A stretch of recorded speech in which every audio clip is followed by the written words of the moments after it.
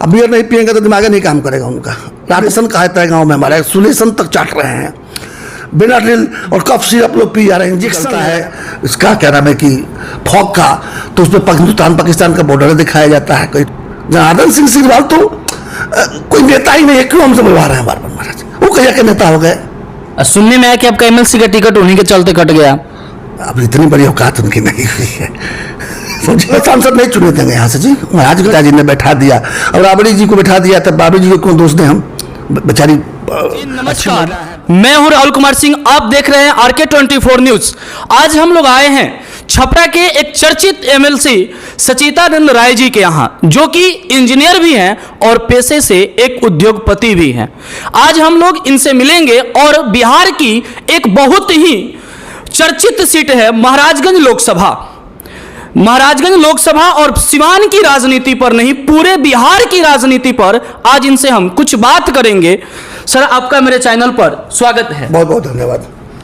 Sir, आप निर्दलीय MLC चुनाव जीते हुए हैं जी। सर, आप बिहार की राजनीति पर क्या कहना चाहेंगे? बिहार की राजनीति पिछले, मैं समझता हूं कि 60 वर्षों से, 6 दशकों से बिहार की राजनीति बिहार को हमेशा नीचे ले जाने की दिशा में ही बिहार की राजनीति ने काम किया है। पीछे 1962 के बाद, श्री कृष्ण बाबू के बाद कांग्रेस ने म्यूजिकल चेयर कर दिया। कोई चीफ मिनिस्टर अपना टर्म पूरा नहीं किया। एक टर्म में 2-2, 3-3, 4-4 चीफ मिनिस्टर देखने को मिले, अर्थात किसी को वहाँ सेटल नहीं होने दिया और यहाँ के लोग कांग्रेस को वोट देते रहे। फिर 1990 के दशक में लालू जी का आविर्भाव हुआ तो उन्होंने एक दूसरी धारा चलाई, चरवाहा विद्यालय और जंगल राज की बात आप लोग जानते ही हैं। 2005 में त्रस्त जनता ने भारतीय जनता पार्टी पर भरोसा किया और तथाकथित एनडीए गठबंधन में, इसलिए कहता हूं कि कोई डेमोक्रेटिक अलायंस तो था ही नहीं, उसको एनडीए कहने का हक नहीं है, लेकिन तथाकथित गठबंधन में उन लोगों ने वोट दिया क्योंकि वो लालू जी से, लालू परिवार से हटाना चाहते थे। वहाँ एक और जादूगर नीतीश कुमार आके बैठ गए यहाँ पर, उसी पर। शुरू के 5 वर्षों का तो मैं कहूँगा कि कितना ना खराब काम हो चुका था पिछले 55 वर्षों में। मैंने 40 साल कांग्रेस के राज में और 15 साल आरजेडी के राज में, कि 5 से 10 का जो कार्यकाल था उसमें लोगों में, बिहार के लोगों ने कुछ सुकून महसूस किया, लगा कि बिहार अब एक सही दिशा में जा रहा है। और यही कारण है कि 10 के चुनाव में 210 से भी अधिक सीट पाकर एनडीए जो है लगभग सफाया कर दी विपक्ष का। लेकिन फिर वही दिमाग में चढ़ गया तो कितनी बार पलटी मारने के बाद भी आज तक वही है। सर, बिहार को मजदूरों का फैक्ट्री कहा जाता है। बिहार में सबसे अधिक मजदूर हैं, फिर भी यहाँ कोई इंडस्ट्री नहीं है। और यहाँ की जो 3 पार्टी है, जदयू है, भाजपा है और राजद है, ये तीनों पारापारी शासन कर लिया है। और सुनने में आया कि आप जन स्वराज पार्टी से जुड़े हुए हैं, तो क्या अगर आप जन स्वराज पार्टी से चुनाव लड़के और जीतते हैं तो उद्योग के विकास के लिए कोई कार्य करेंगे? देखिए, आपने एक पार्टी को छोड़ दिया, वो है कांग्रेस। कांग्रेस ने भी यहाँ पर राज किया है, लालू जी के साथ भी किया, उसके पहले 40 साल किया, अभी भी उनके साथ गलबैया किए हुए हाथ में। मतलब सर, ये क्षेत्रीय पार्टी में ये चर्चित पार्टी है तीनों। ये तो बीजेपी का भी नाम नहीं लेना चाहिए था। इसलिए मैं कह रहा हूँ कि यही 4 दल मिलकर यहाँ पर काम किए हैं। और मैं मानता हूँ, थोड़े समय के लिए मान लेता हूँ, क्योंकि तो बड़ी बड़ी बातें करते हैं, थोड़े समय के लिए मान लेता हूँ कांग्रेस ने अच्छा काम किया, बहुत बढ़िया भाई, तालियाँ। लालू परिवार ने बहुत अच्छा काम किया, आपके लिए भी तालियाँ। नीतीश जी 20 साल से बहुत बढ़िया काम कर रहे हैं, और ताली पीटते हैं। अब भैया मैं सवाल पूछता हूँ, बताइए क्या कारण है कि बिहार सबसे गरीब राज्य है? क्या कारण है कि बिहार सबसे अशिक्षित राज्य है? क्या कारण है कि बिहार में सबसे अधिक बेरोजगारी है? क्या कारण है कि बिहार से सबसे अधिक पलायन है? बाकी सब व्यवस्थाओं की बात अब समझ लीजिए, जब ये सब है तो बाकी छोटी छोटी चीज़ें तो नहीं है। तो उद्योगों का लगना न लगना विषय नहीं है, विषय है कि सरकार की मंशा क्या है। सरकार की मंशा अगर होगी कि यहाँ विकास हो, यहाँ के बच्चों का भविष्य सुधरे, तो सबसे पहले तो विद्यालय को ठीक करेगी ताकि बच्चे पढ़ें। गरीबी को दूर करने का मैं अपना उदाहरण देता हूँ बार बार, कि मैं एक बहुत गरीब घर में पैदा हुआ था, केवल पढ़ाई के दम पर आज आपके सामने बैठ के इंटरव्यू दे रहा हूँ। तो गरीबी को दूर करने का एकमात्र अगर सशक्त अस्त्र है, बाहर जाइएगा, विद्यालय है, बाहर देखिएगा तो वहाँ पर एक बोर्ड लगा हुआ, नेल्सन मंडेला का लिखा हुआ कि एजुकेशन से बड़ा कोई वेपन नहीं है गरीबी को, पॉवर्टी को काटने के लिए। गरीबी को काटने का सबसे मजबूत शस्त्र है, वो है शिक्षा। आपने उसी खत्म कर दिया। मैं जो गरीब है वो परमानेंटली अब गरीब रहेगा, क्योंकि अब उसको अशिक्षित कर दे रहे हैं। अब बात करते हैं दूसरे पलायन की, बेरोजगारी की। तो मैं पहले पलायन से शुरू करता हूँ, फिर बेरोजगारी पर आता हूँ। पलायन क्या है भाई साहब? क्या समझते हैं कि जो मजदूरी करने के लिए बाहर जा रहे हैं वही पलायन कर रहे हैं? नहीं, जो थोड़े बहुत सक्षम लोग हैं, जिनके पास कुछ खेत वेत है, बेच बाच कर सकते हैं, या कोई पहले से अच्छी स्थिति में था, उनको अगर बिहार में रहना है तो अपने बच्चे को बाहर भेज देना है, क्योंकि पढ़ाई भी बाहर ही अच्छा होगा और इसके बाद रोजगार तो यहाँ मिलेगा नहीं, तो रोजगार भी बाहर ही रहेगा। तो परमानेंट पलायन कर गए। ये जो सक्षम और अच्छे लोग जो थे, अच्छे मैंने उस हिसाब से अच्छा नहीं कह रहा, मैंने अच्छी स्थिति में, आर्थिक स्थिति में, उनके बच्चे पलायन कर गए, हमेशा के लिए पलायन कर गए। क्योंकि बिहार में आपको ऐसा कोई कुछ कर नहीं रहे कि वो लौट के वापस आए। एक बार बाहर गए, वहाँ के सुख सुविधा में रहने लगे, वहीं पढ़ाई की, वहीं रोजगार किया, वहीं के हो गए। जो नहीं गए, जो पढ़ाई नहीं कर पाए, आप तो विद्यालय में पढ़ा नहीं रहे हैं, तो योग्यता तो आनी नहीं है। तो जब वो 17-18 साल का हो जाएगा, जब हाथ गोड़ थोड़ा बड़ा हो जाएगा, जिसको कहेंगे जवान हो जाएगा, तो क्या करेगा? 3 रास्ते उस पर बचते हैं। एक तो हम लोग भोजपुर में बड़े हिसाब से लफुआ कहते हैं, मतलब आवारा बन जाए। तो हर घर में देखिएगा तो एक आध आवारा निकल जाएगा, क्योंकि वही वो सीखा नहीं तो और क्या करेगा, आवारागर्दी करेगा और माँ बाप को टेंशन देगा। दूसरा जो थोड़ा ज़्यादा चालाक होगा उसमें, वो अपराधी बन जाएगा, क्योंकि आपने सब फैक्ट्री खोल दिया अपराध का। जी, आजकल आए दिन मर्डर हो रहे हैं, छिनतई हो रहा है, लूट हो रहा है, बालू, शराब, ये सब की तस्करी हो रही है, तो आपने वो कर दिया।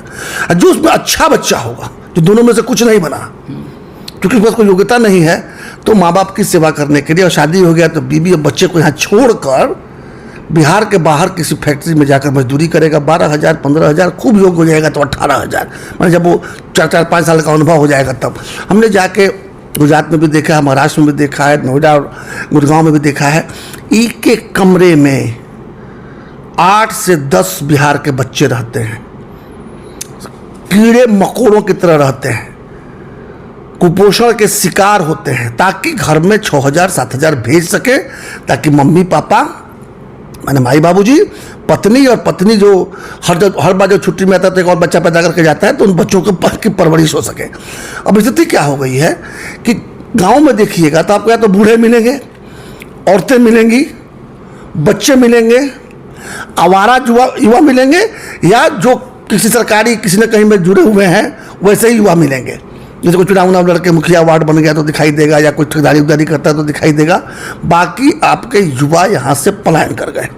पढ़े लिखे युवा तो पहले ही पलायन कर गए, पढ़ने लिखने के समय से ही, और जो नहीं पढ़े लिखे वो भी पलायन कर गए। और जब वो बूढ़े हो जाते हैं तो आ जाते हैं फिर यहाँ पर अपने जवान बच्चे को भेजने के लिए। तो ये चल रहा है, और ये लगातार चल रहा है, दिखता नहीं है।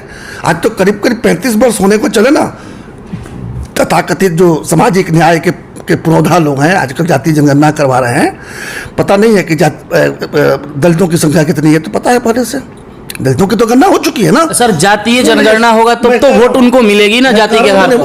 वो तो आप कह रहे हैं, वो नहीं कह रहे हैं। वो उनका ये है कि जाति जनगणना कर लेंगे तो हम बड़ी अच्छी योजनाएं बनाएंगे। ठीक है भाई, पहले तो जो गणना होकर रखा हुआ है, खास करके मुसलमानों का और दलितों का, वो तो गणना आपके पास में है ना, तो उनके लिए क्या योजना बनाए और कैसे उनका ये की है कि आज दलित जो है सही स्थान पर है और मुसलमानों की स्थिति बहुत अच्छी हो गई है। अर्थात चाहे जितना गिनिए, आप उसको गिनती सिर्फ राजनीति के लिए करते हैं, लोगों को गोलबंद करने के लिए करते हैं, जातीय विद्वेष फैलाने के लिए करते हैं, धार्मिक विद्वेष फैलाने के लिए करते हैं, ताकि लोग बेवकूफ़ बनकर आपको वोट देते रहें। आप जातिवाद नहीं कर रहे होते हैं, नेता को नेता करते हैं परिवारवाद, और समाज में फैलाते हैं जातिवाद। तो ये बदलना होगा। आपका प्रश्न था कि प्रशांत किशोर जी के साथ में हूँ, हम लोग क्या करेंगे? पहली बात तो ये करेंगे कि जो हो रहा था उसको बंद करेंगे। मैं सत्ता परिवर्तन नहीं होगी, व्यवस्था परिवर्तन होगी। स्कूलों में पढ़ाई होगी, रोजगार सृजन करने के रास्ते ढूंढे जाएंगे, खेती को भी लाभदायक बनाया जाएगा, ताकि जितने लोग खेती करते हैं वो कम से कम केवल खाने भर अनाज न उगाएं, कुछ ऐसी भी फसल उगाएं जो बाजार में अच्छे भाव में बिके। उसके लिए जो लिंकेज देना होगा वो लिंकेज देंगे। जैसे होता है ना सॉइल टू मार्केट, तो सॉइल टू मार्केट पे काम करेंगे। उसके एक्सपर्ट्स लोगों से सलाह दी जाएगी, उसके जो विशेषज्ञ हैं उनसे बात की जाएगी, कैसे किसानी को ठीक किया जाए, कैसे विद्यालय खोले जाएं, विद्यालयों में शिक्षक किस प्रकार से लाए जाए, जो शिक्षक पहले से हैं उनको रीट्रेन करके कहाँ कहाँ काम में लगवाया जाए शिक्षा विभाग में।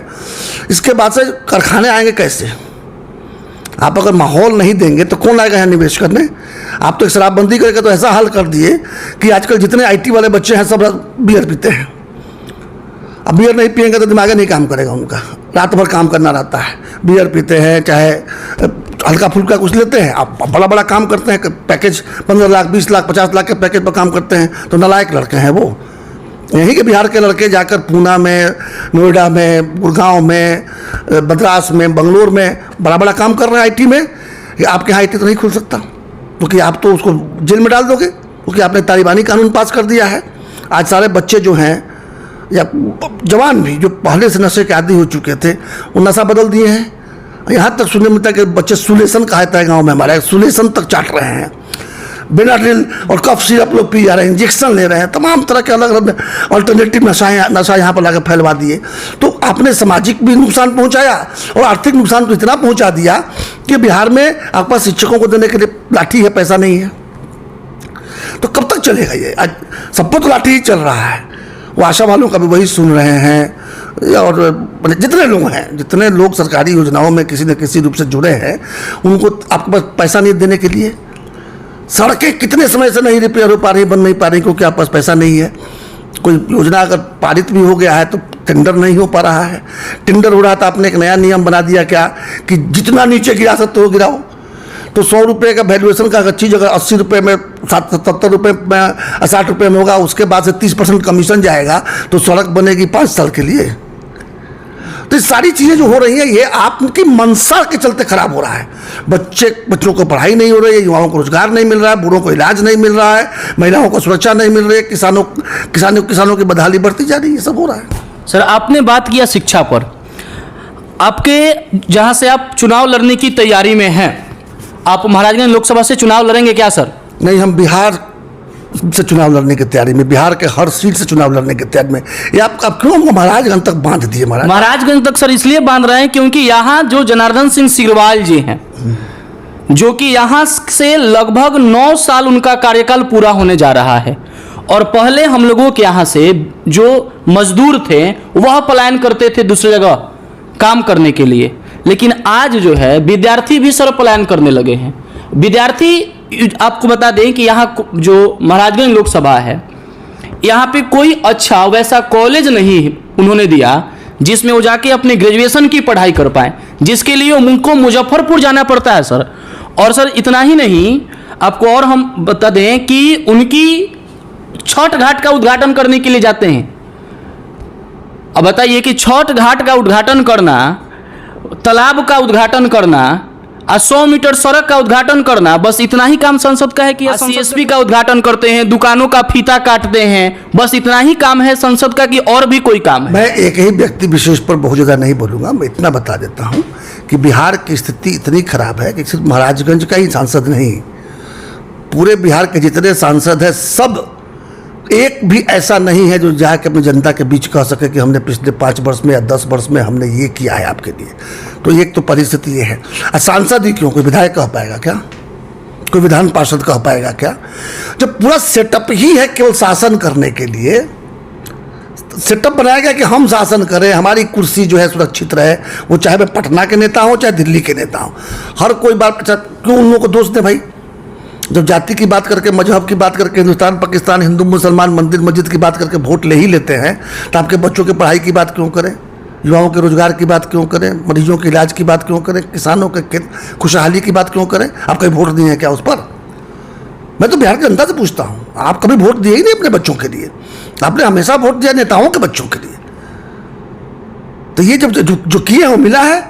बताता हूँ एक बात, लोग जाति पर वोट देते हैं, तो जाति जनगणना सुन रहे हैं ना, साल भर से चलिए ना रहा है। जी। आप मंदिर की बात करते हैं, मंदिर मस्जिद की, तो देर से ही सरी अयोध्या में राम मंदिर बन रहा है ना, और ज्ञान वापी का केस गर्म हो गया है ना, वो भी चलिए रहा है। आप हिंदुस्तान पाकिस्तान की बात करते हैं, तो कौन सा दिन है टीवी पर हिंदुस्तान पाकिस्तान नहीं चल रहा होता है? आजकल तो ऐड भी निकलता है इसका, क्या नाम है कि फॉग का, तो उसमें हिंदुस्तान पाकिस्तान का बॉर्डर दिखाया जाता है। कहीं तो गोला मार के बता देते हैं कि पाकिस्तान की क्या हालत है, और कभी जो है सो उसकी महंगाई पर चोट करते हैं। आप देखने को मिल ही रहा है जो आप चाहते थे।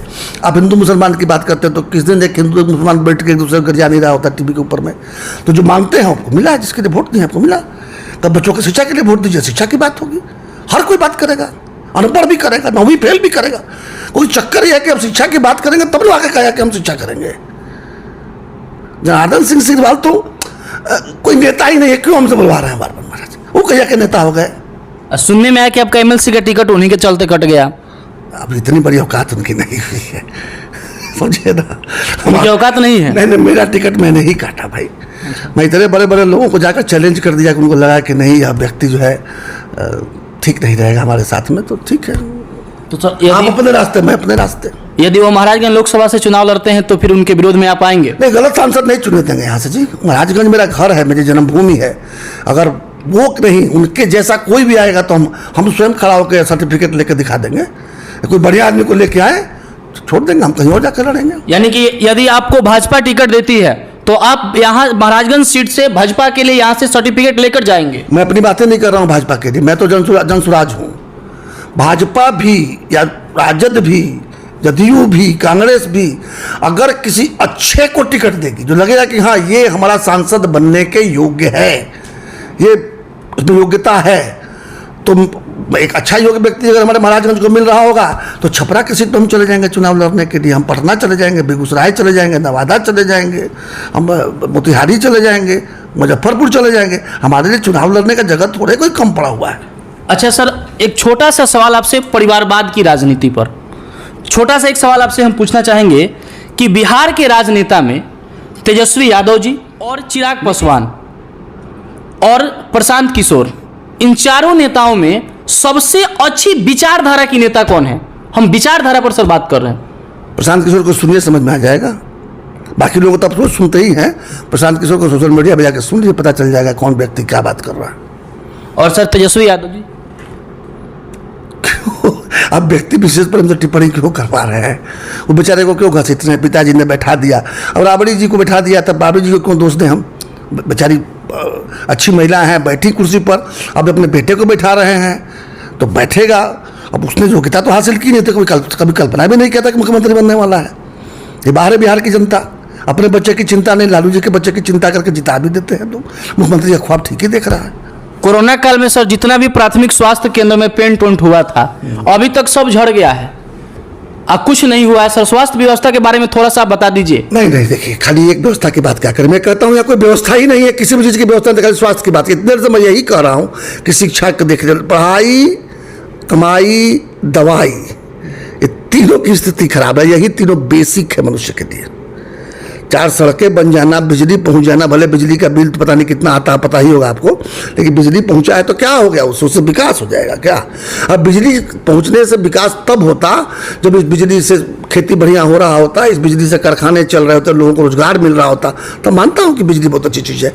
बाकी कुछ लोग हैं जो एसी चला के बैठते हैं, बिजली है तो जनरेटर से भी ऐसे चला सकते हैं। नीतीश कुमार जी जल नल योजना, सड़क गली की बात करते हैं कि ग्रामीण क्षेत्र में जल नल योजना से या सड़क गली से खूब विकास किए हैं। आप तो पत्रकार हैं, आप तो नारद मुनि हैं, आप तो हर लोक में जाते हैं, ब्रह्मलोक में जाते हैं, शिवलोक में जाते हैं, विष्णु लोक में जाते हैं, वैकुंठ जाते हैं। आपको तो पता है कि गाँव में जाते हैं तो क्या देखने को मिलता है, कितना जल जीवन हरियाली देखने को मिलता है, कितना पक्की नाली नहीं मिलता है, कितना नाली का पानी घर बाहर निकालता है घर से।